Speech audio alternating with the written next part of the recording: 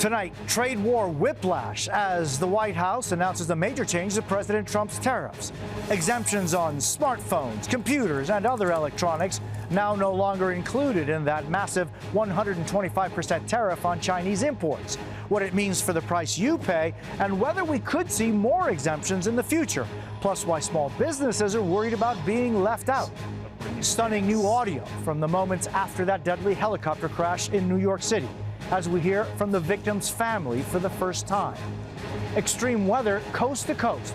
A winter blast in the spring causing treacherous conditions in the Northeast, and out west, record heat and millions under fire alerts. Overseas, the U.S. and Iran restarting nuclear talks years after President Trump ended the first deal, the latest on the negotiations. Hamas releasing a new video of an American hostage in Gaza as the families of those still being held gather for a painful start to Passover. Caught on camera, an out-of-control truck slamming into this parked police car. How the officer inside made it out okay. Drug overdose deaths now declining across the country, a hopeful sign in the devastating epidemic.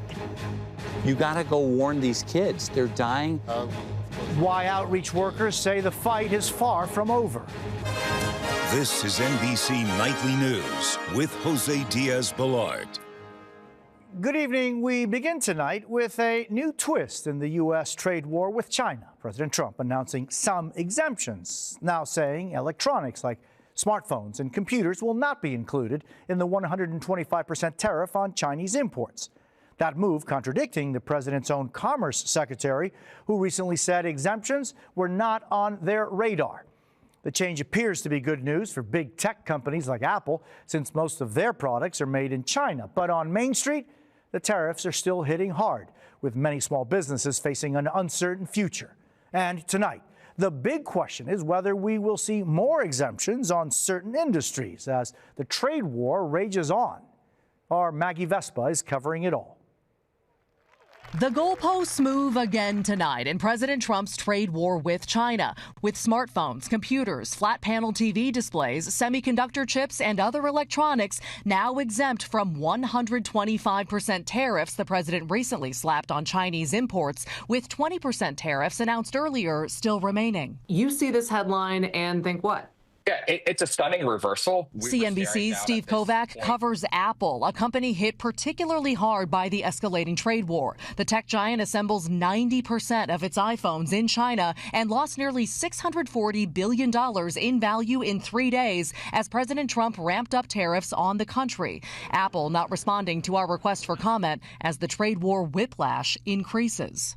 They still have to grapple with how much to charge. Do they increase their prices on their laptops and other devices in order to keep their margins safe, or do they eat those costs? We're not talking about $3,000 iPhones anymore, but we're not out of the woods yet.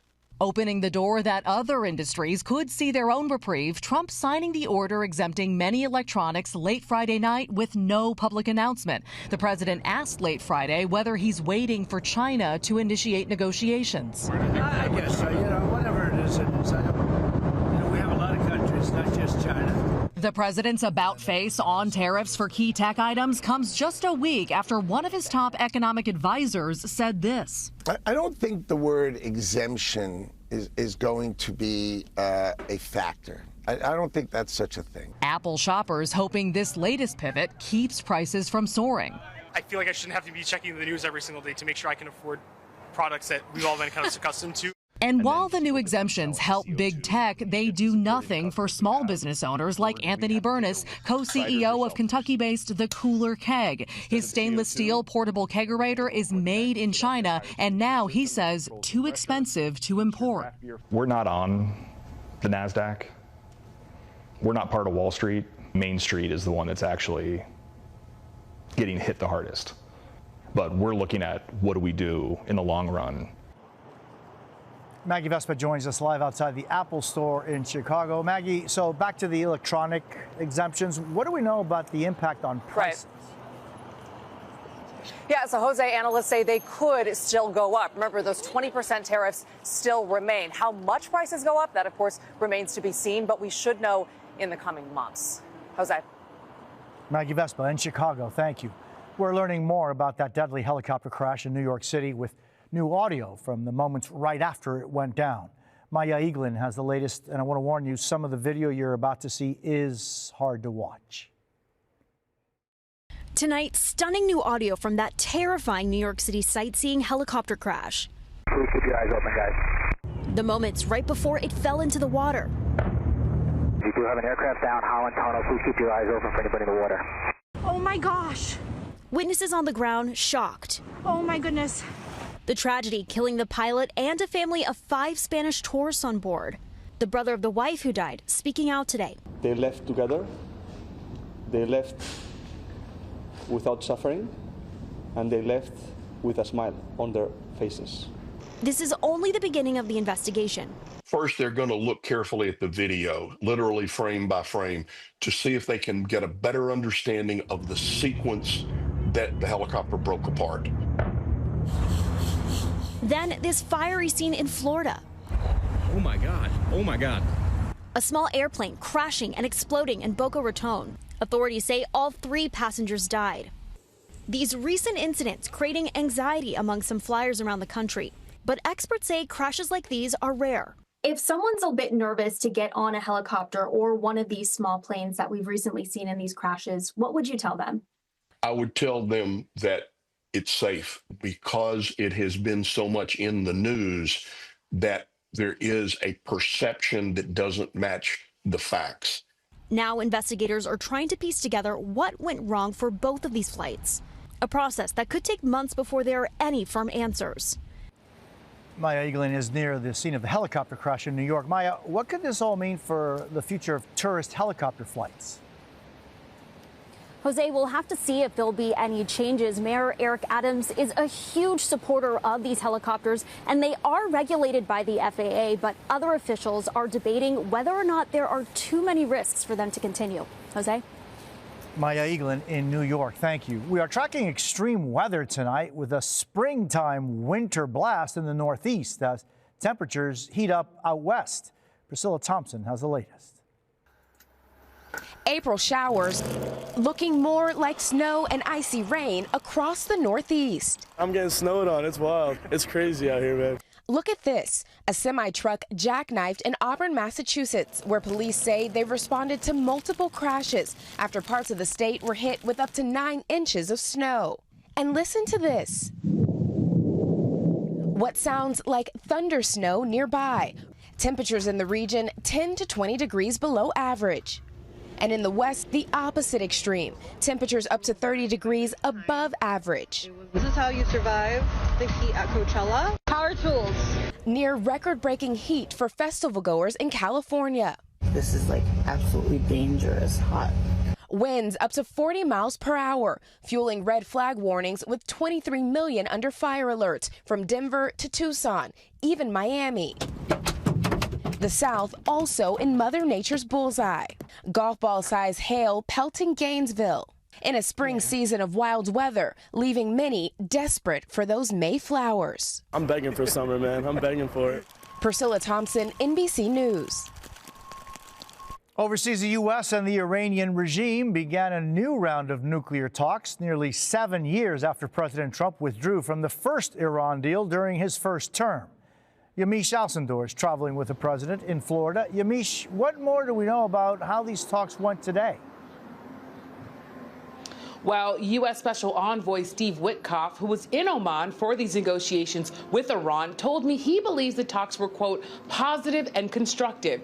And in a statement, the White House said Witkoff underscored that President Trump wants to, quote, resolve our two nations' differences through dialogue and diplomacy if that is possible. Now, while the White House said there was direct communication, Iranian officials described the talks as indirect. And they noted that the two delegations sat in separate rooms for 2.5 hours and shared their views through the foreign minister of Oman, who went back and forth between them. Still, both sides have agreed to meet again next Saturday.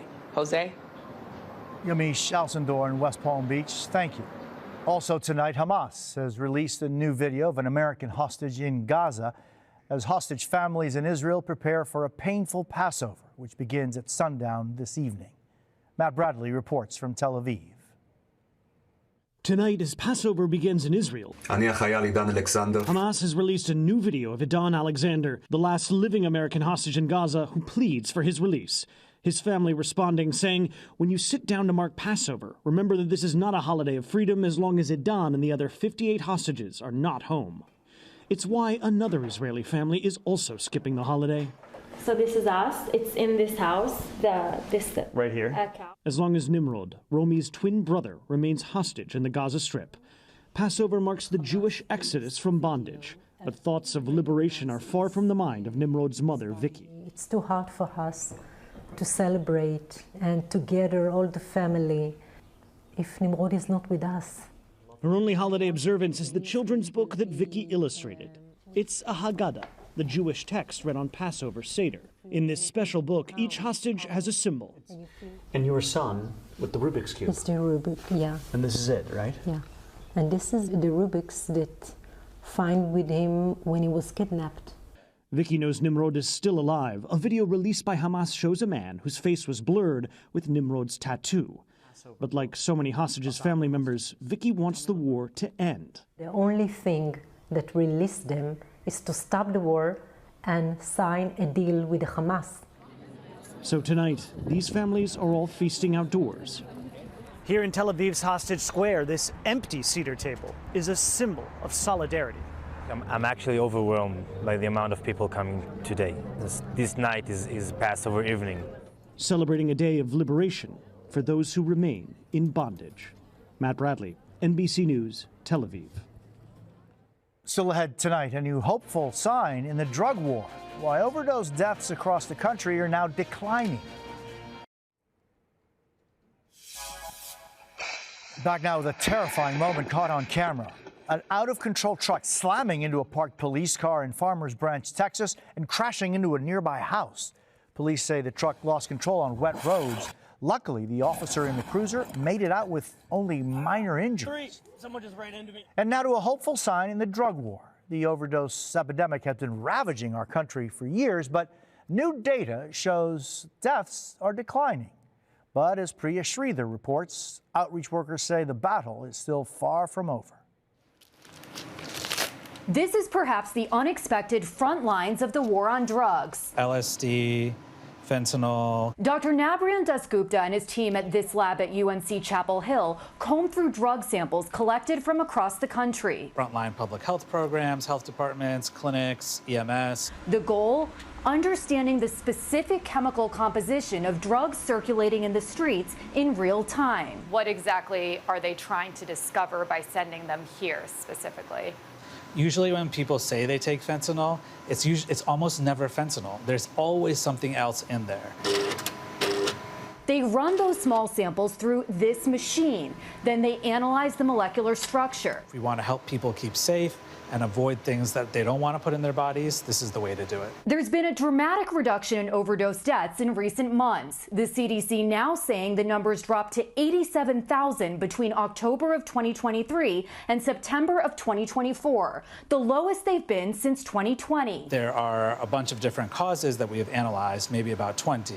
Among them, the distribution of naloxone, a medicine that reverses an overdose, also a shifting drug supply, fentanyl becoming less potent, and community awareness.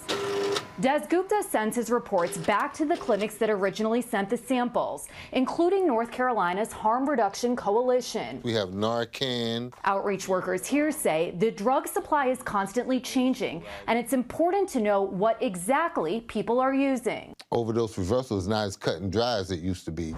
For Greg Swan, these resources weren't there for his son, Drew. He was beautiful. He was a model. He was super smart. Drew died of an overdose 12 years ago. His son, always on Greg's mind today. I just had, a moment in the Walmart where I just had to remember him, But normally I don't get, caught up like that. There's nothing that compares with this drug in terms of death. Now Swan is on a mission to talk to every high school student in the country about the dangers of an overdose. You gotta go warn these kids. They're dying, so we gotta put our foot on the gas. United in purpose, doing their part to stop the overdose crisis. Priya Sridhar, NBC News, Chapel Hill, North Carolina. When we come back, there's good news tonight about the birthday surprise this school worker will never forget.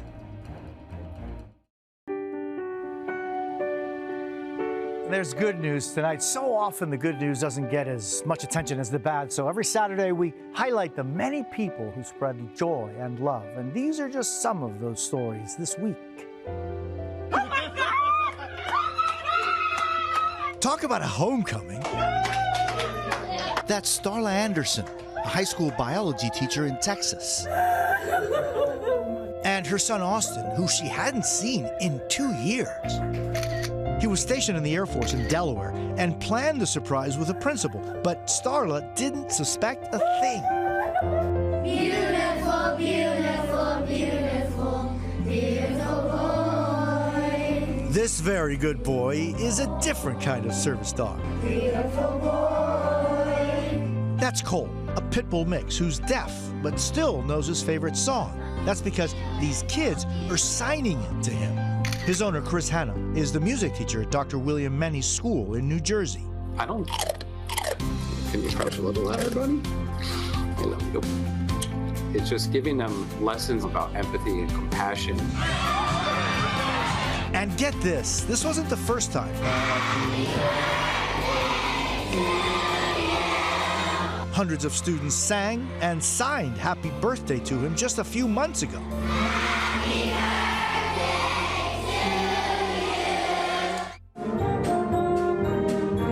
For this school band, a moment decades in the making. After months of rehearsals, the Green Central High School Band competed at North Carolina's statewide band competition. Oh God. Like I said, this is a growing experience.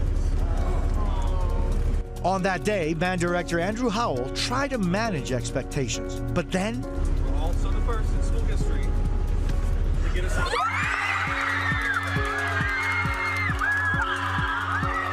sweet victory when they won a superior, the highest honor. Our cheering did not stop for like a good 5 minutes. When the kids are that excited to do something so well, that's really what makes me emotional. And you could say this wasn't a typical day at work. That's Nicte Rubio, an attendance clerk at Grand Prairie High School in Texas. And the song in the background, that's Las Mañanitas, the traditional Mexican birthday song. Nicte, what was that like? I have no words. Knowing that it came from, like I said, from our kids, it felt a lot more special. Her colleague and longtime friend, Victoria Covarrubias, was behind the camera and got their school's award-winning band Mariachi Azul on board. Even seeing how surprised and how honored she felt by us doing that, watching her like made us emotional too. What was the bigger message for you? It's always good to make somebody else smile or brighten up somebody else's day. I feel like this is like something I will never forget. And that's NBC Nightly News for this Saturday. Hallie Jackson will be here tomorrow night. I'm Jose Diaz-Balart. Thank you for the privilege of your time, and good night. Beautiful boy. Beautiful, beautiful. Thanks for watching. Stay updated about breaking news and top stories on the NBC News app or follow us on social media.